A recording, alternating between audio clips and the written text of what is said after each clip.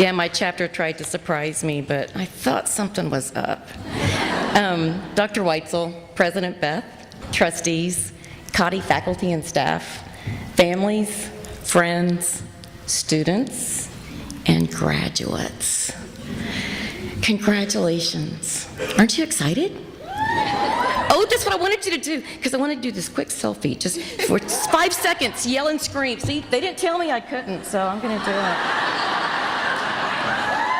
Yay!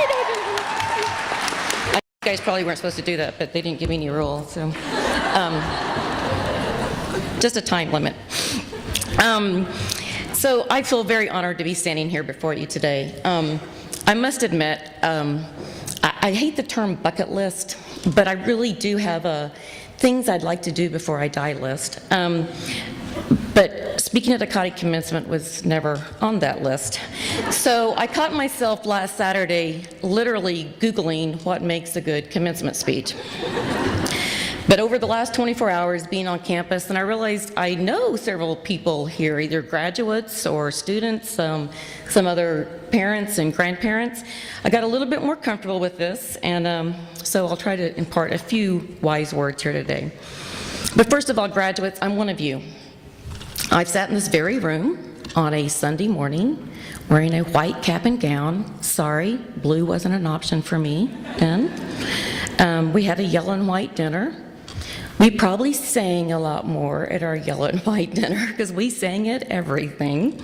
If you were here at Founders Day weekend, remember some old ladies singing all the time? That was my class. Yeah. Let me tell you a little bit about my Cottey experience, and Dr. Weitzel mentioned some of this. I came to Cottey from a small town in Oklahoma. I chose to come to Cottey, unlike some of my classmates whose parents strongly encouraged them through some sort of bargain or negotiation. One was, Mom, let me go to the rock concert. Okay, but you've got to go visit Cottey. Okay. Most of them, after they got here, they fell in love with it also, and were very sad to graduate. I'm sorry, I'm getting really dry mouth here. Me and Marco Rubio, is that it? Okay. So truly, thanks to a scholarship from the Oklahoma PEOs, Cottey became an option for me. My dad said, my only sibling and I were graduating the same year from high school, so you're going to both go where you get the best financial aid help. And thankfully, the PEOs came through, and I got to come to Cottey. So I graduated high school at 16. I turned 17 over the summer. In August, we trooped along through Oklahoma, dropped off my brother at his school. We came on up to Cottey. My suite mates, my family helped me move into that. It's third floor, Robbie Hall, Colorado Thompson Suite, Co-Tom, you guys call it.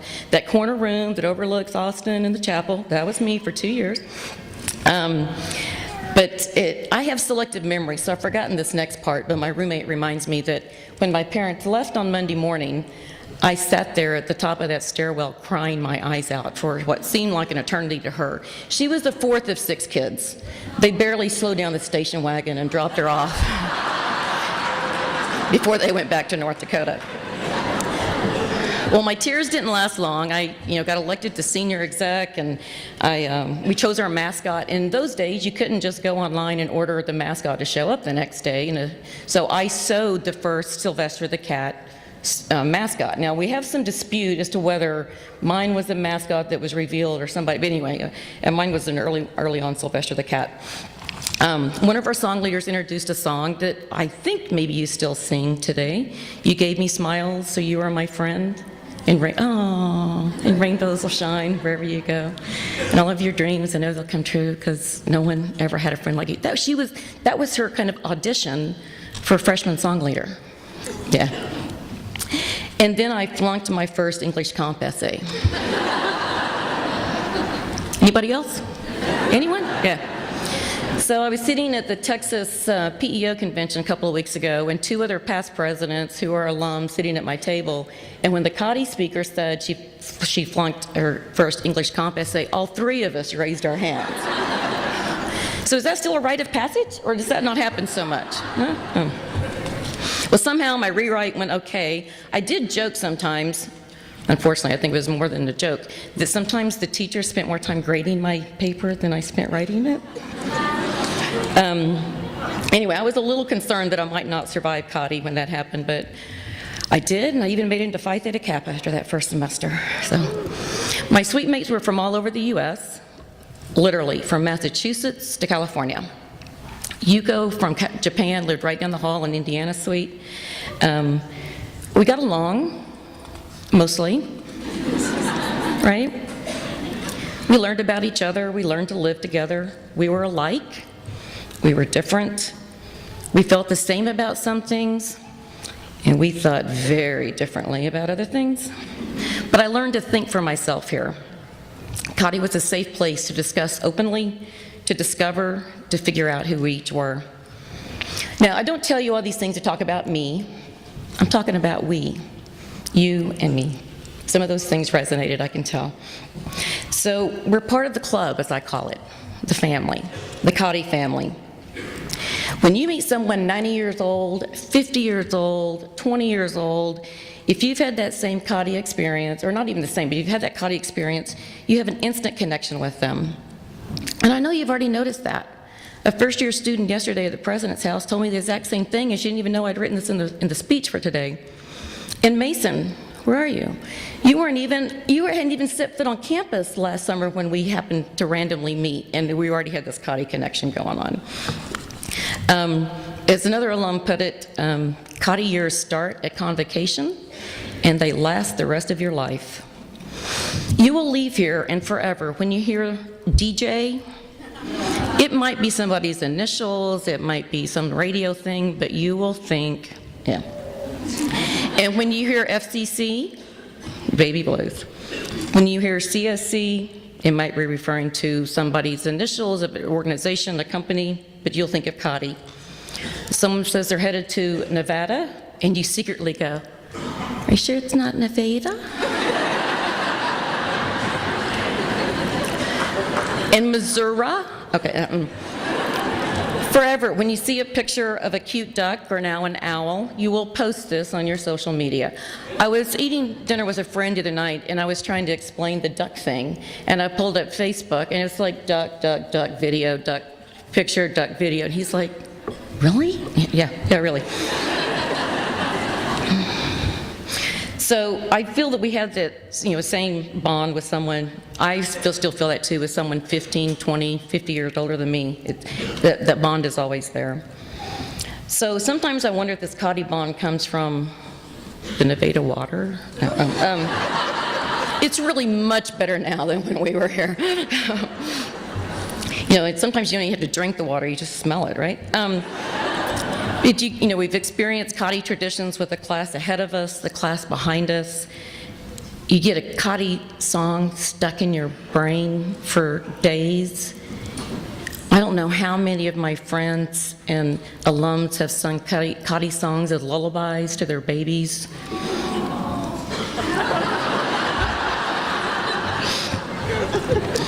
And we have that network of supportive women surrounding us. I told Dr. Weitzel a few days ago, I said, whenever, we meet another alum, we kind of feel like we're 20 again, we go back to kind of the same sort of goofy things that we did when we were here. We may not remember the words to all the songs, but gosh darn it, we'll give it our best shot trying to remember them. But I also know this day is very bittersweet. It's a wonderful celebration of what you've achieved in 2 years or 4 years, but you're leaving your friends and you're traveling all in different directions for your next step. But the Cotty bond remains present, but it will be across a great distance.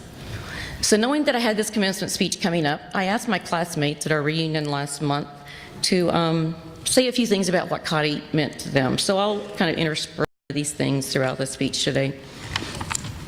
This is really dry. What's going on? Is it Nevada? Oh, listen, oh no. So you've each learned and absorbed many things at Cotty, both in and out of the classroom, and becoming what you are meant to be. So a question, who will you spend the most time with in your life? You think it's gonna be your mom, your child, your partner, your spouse? It's you. You are the person you will spend the most time with at anyone else in your entire life. So you need to be sure that you like you. Be you. You are the only you that will ever live. Some things my classmates and other alums have said, Kati allowed me to become who I was meant to be. I found my own way, I found my voice here, I found myself here as well as my place in the world. And it gave me the opportunity to define my own identity. Now this next one totally cracks me up, but if you knew Lori Brooks, you would totally get it. She said, I was always a dorky kid, and here I found out it's okay to be dorky. I became okay with it. And can't really explain it, but seeing her last month, I gave her the biggest hug. It was, I guess, some sort of, yeah, we all learned who we were here, and it's okay. We respected each other, and she may have tried to pretend to be somebody else in high school, but once you come to Kati, the real her came out. Another quote was, the important part to me is that Kati was the first place I was taught to be me, and that there wasn't any one way to be. We were all unique, and we were all Kati girls. The critical part for me is choice. Kati gave me that. So my lesson here is know who you are and be it. Okay, so how many of you know exactly what you're going to do with your life? Just one? Only one? Two? Okay. Three? Okay. I say, maybe if you've been to Kati and you've got that conviction, gosh darn it, you're probably going to make it. But for the rest of us, maybe you got a general idea? Maybe, maybe not, kind of, sort of, yeah. Well, you don't need to define everything right now. You already know that. Look in the direction of what interests you. Just because you start doing something tomorrow or next year or after you get your next degree, it doesn't mean that's where you're going to stay forever. And that's what you're going to do forever. And even those that raised your hands, nodded their heads, it might change a few times. You may start down that path, or maybe Kati doesn't offer you the admissions counselor job that you wanted.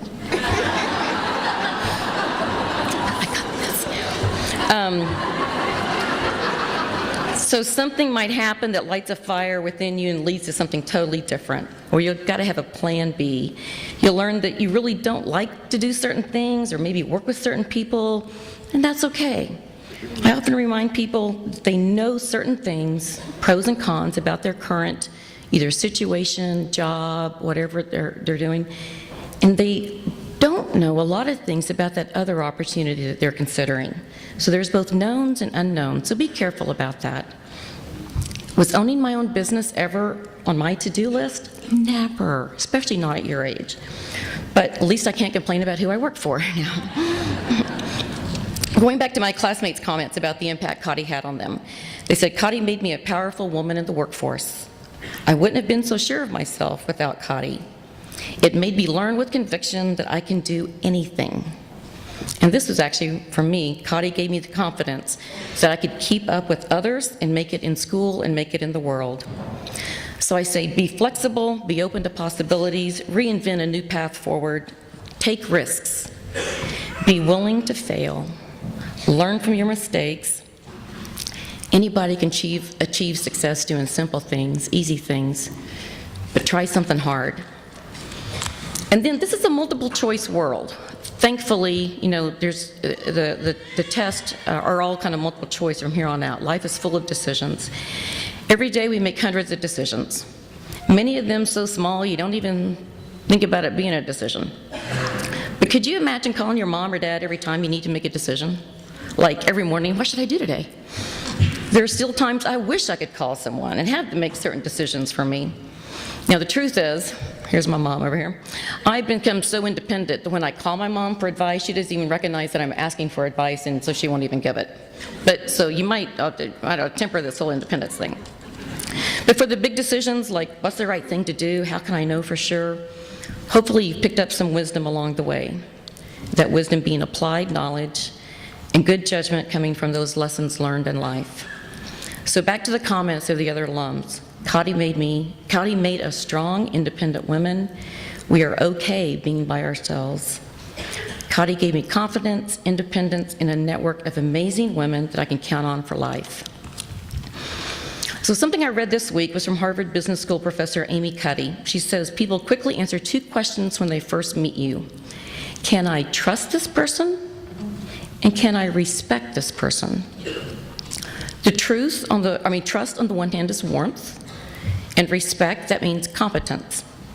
Now, in my technical world, I usually think competence is more important, and I try to say everything that I've done, and I've done this type of job before, so you want to hire me to do the job for you, because I think I need to prove that I'm smart and talented enough to work that I'm about to do. But Professor Cuddy says warmth or trustworthiness is most important in how people evaluate me. Competence is only evaluated after trust is established.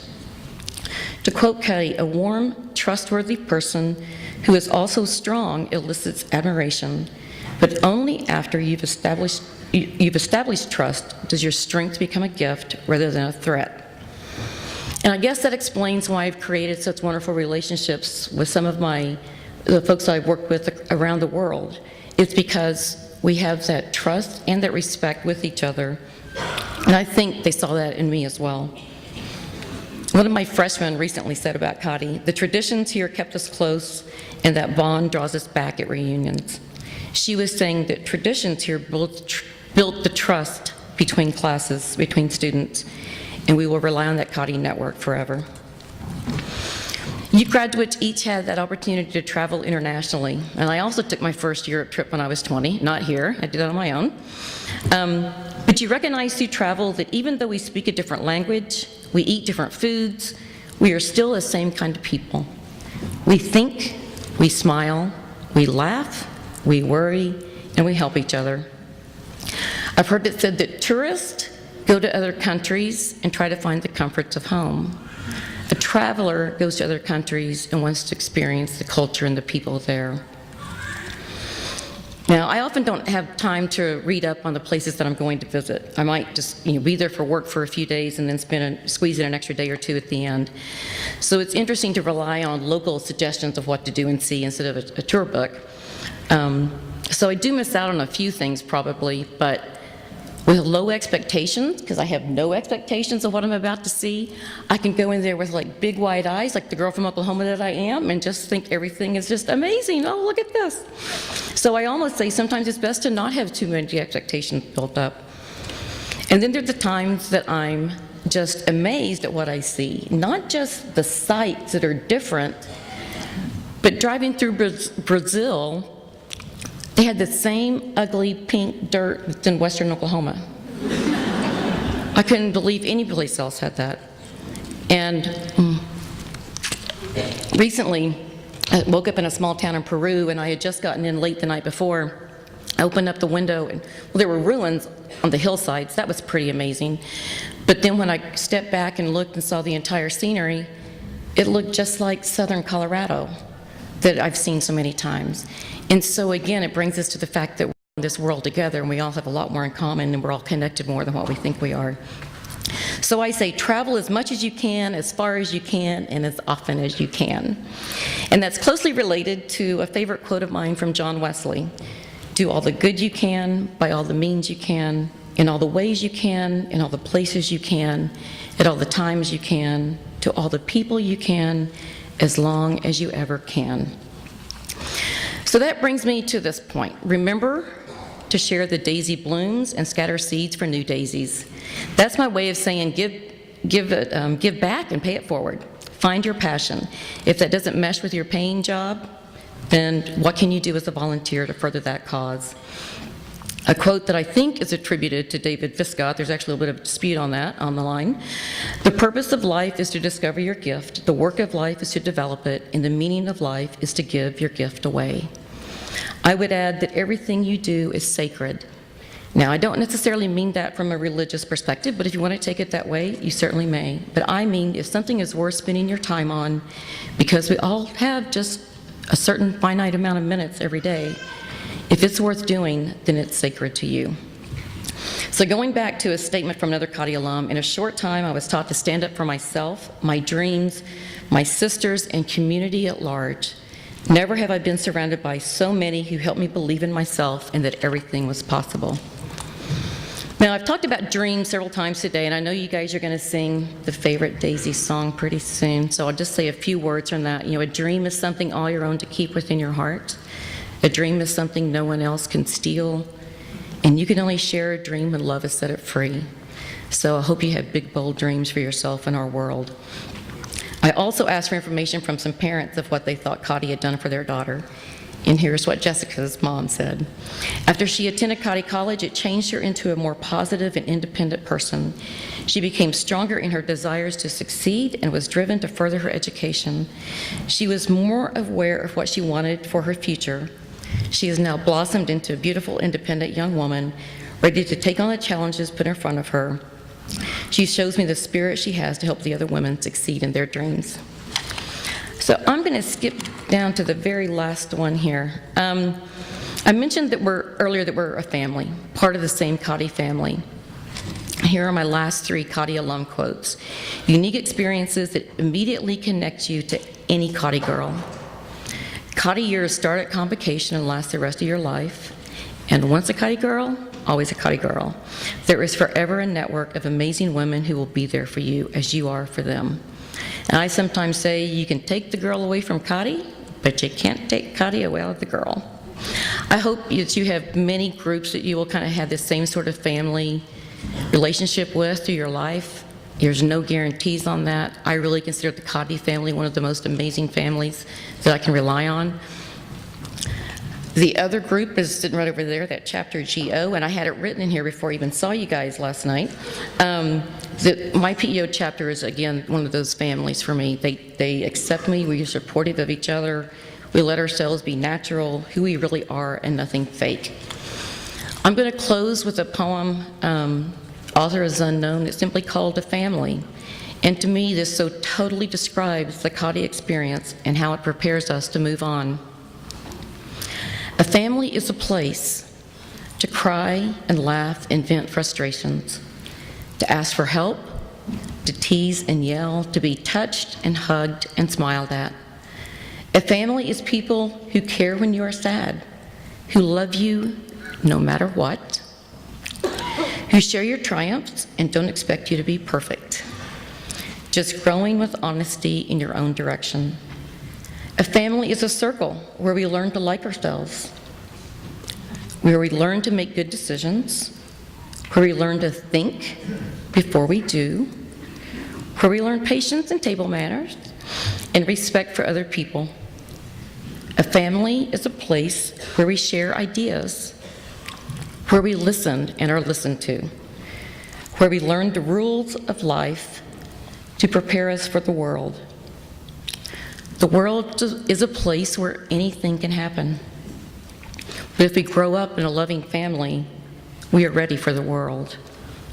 So graduates of 2016, you are ready for the world. Cotty has prepared you. You have a loving network of support to encourage you. Go make your dreams come true.